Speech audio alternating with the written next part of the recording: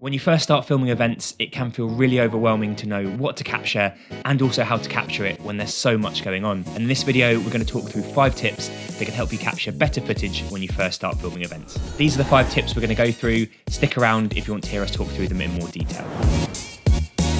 First and foremost, keep it simple. The temptation when you first start filming events is to bring loads of equipment, and that's understandable because you want to do the best job you can. But in reality, when you're filming events, you're often in tight spaces with lots of people around, and you're trying to stay fairly conspicuous and out the way.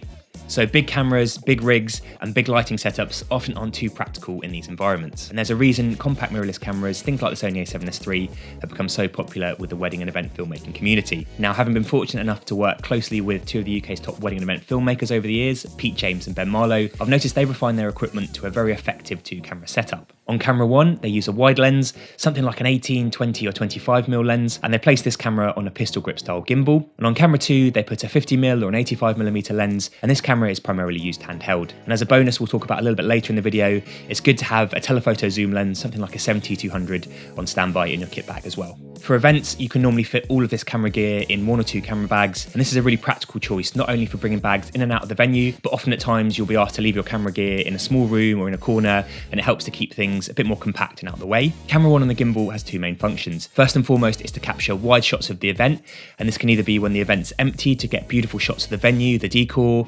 also when the event's full of people and you're showing how busy the event itself actually is. And secondly, this gimbal camera is an incredibly useful tool to get usable, safe, continuous shots of things that are happening. So if someone's moving around, giving a speech, or they're cutting a cake, things like that, it'll be a safe, continuous wide shot that you can move and adapt to the environment to help you get usable footage of really important things that you can't miss. And the second handheld camera is designated for close-ups, and these could be close-ups of people's faces, products, or other important details at your event.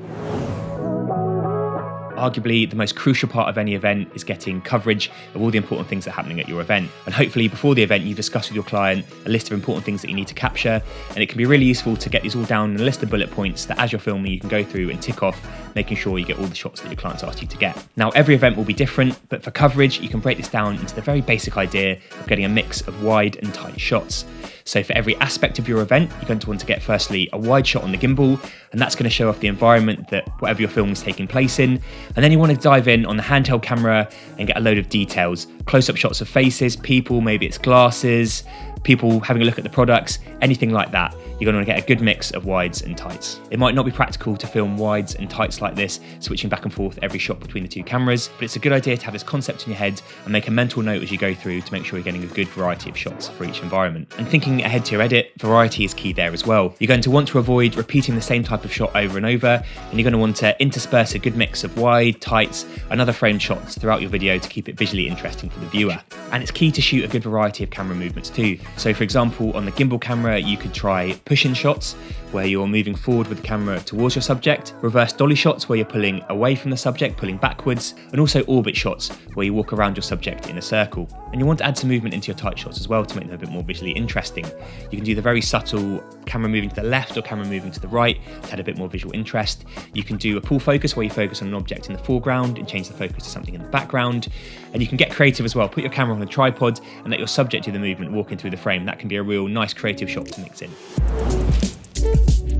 Now, depending on the atmosphere at your event, you might have some guests that are in a really good mood and are up for having some fun and interacting with the camera when you're filming close to them on a wide lens. But most of the time, the guests are just there to enjoy the event, and you'll notice them tense up when they realise that they're being filmed. The solution to this problem is to use a long telephoto lens where you can stay far away from your guests, but zoom in far enough that you can still get a nice close-up, tight shot of them. It's a skill you develop more and more as you film events, but if you're able to capture shots of your subject without them realising that they're being filmed, you'll get lots of lovely, candid, natural reactions, laughs and smiles, shots that will really improve your overall edit. And these candid shots play a crucial role in event videos because they make the event look like it was fun and really enjoyable to be there. Depending on your camera equipment, you might want to use a monopod when you're using a long telephoto lens, and people prefer monopods instead of tripods in these environments because monopods are a lot more discreet, a lot quicker and easier to set up, adjust the height and move around with. It's always good to be on the lookout for these natural, candid, laughing, smiling reaction shots throughout your event, but it can be really helpful to have a dedicated mission where you take your long telephoto lens and try and capture as many of these shots as you can as possible in one go. Look for a group of guests that look like they're really enjoying themselves, set up your shot on one person, hold your shot there until you get a nice laugh or a smile. Once you've got it, find a different group, move on and repeat. The one caveat here is that if the guest realises that they're being filmed and they clock you by looking straight down the camera, it's very unlikely you'll get a nice candid reaction after that, so it's best to cut your losses and move on to someone else. Now, however many people are at the event, it's very likely that the organiser is going to want to make sure that the event film itself looks like it was very busy and well attended. Now, busy doesn't mean overly crowded, but if the guests were fairly spread out at your event, you're going to want to do all you can in your shots to make it look like there was a lot going on. Two main tactics here are firstly to shoot with a long telephoto lens, and what this will do is compress the background and bring subjects that are very far apart closer together in your image and make it look like things are busier than they are. This doesn't have to be a long 70-100 telephoto lens. Sometimes a 50mm prime, when you go close up to the guests, can work just as well. Secondly, shooting with a shallow depth of field. Prime lenses, especially 50mm lenses, normally have a very low aperture. This lets you shoot at shallow depth of field. And the shallow depth of field will blur out the background and bring full attention to your subject, ignoring if the event itself looks a little bit quiet in the background. Your eyes will be fully focused on what's going on in the foreground. One of the biggest challenges with filming events is that you'll very rarely have control over the light. And whether you're indoors or outdoors, it's very, very difficult to control the light over a large area, and you often have to work with what you're given. Now, if you're outdoors and it's very, very bright, you'll typically want to use an ND filter, and this allows you to keep your aperture low so you can still film with a shallow depth of field, and also to keep your shutter speed at twice the frame rate to get that nice natural motion without having to crank up your shutter speed to get the right exposure. But the biggest challenge is arguably filming inside at night, and this is a very, very common event filming scenario. Now, the first step filming in low light is always to increase your ISO, but depending on what camera you're using, you might not want to go above a certain range. For most cameras, you're going to want to stay below 3200, maybe even 6400 if it's really, really desperate. But going any higher than those kind of figures is going to introduce a lot of grain and noise and just reduce the overall quality of your image. To maximise the low light performance, you're going to want to come equipped with lenses that have a very low f-stop. Things like a 50mm typically have an f1.4 or f1.8 aperture, and that allows you to open the aperture really, really wide and allow as much light as possible to hit your sensor. If your scene is still too dark, you can consider using a portable handheld LED light. Now, this is really useful to introduce light into a dark scene, but you're going to have to be conscious as well that guests don't want to have a bright light shined in the face, so use it sparingly at the best of times. It can be really useful for detail and product shots where you need to illuminate, say, a table or a certain display. That's really, really helpful. But for guests, it's best to use it quickly. Keep moving.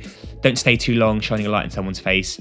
It can be a great shot and it can look beautiful, but you're going to want to find the balance of getting beautiful shots, but also not disrupting the event too much. Understandably, there's much more that goes into creating a great event video, and these are things we'll look to cover in future videos. But for now, we hope these 5 tips are helpful, and good luck filming your first event.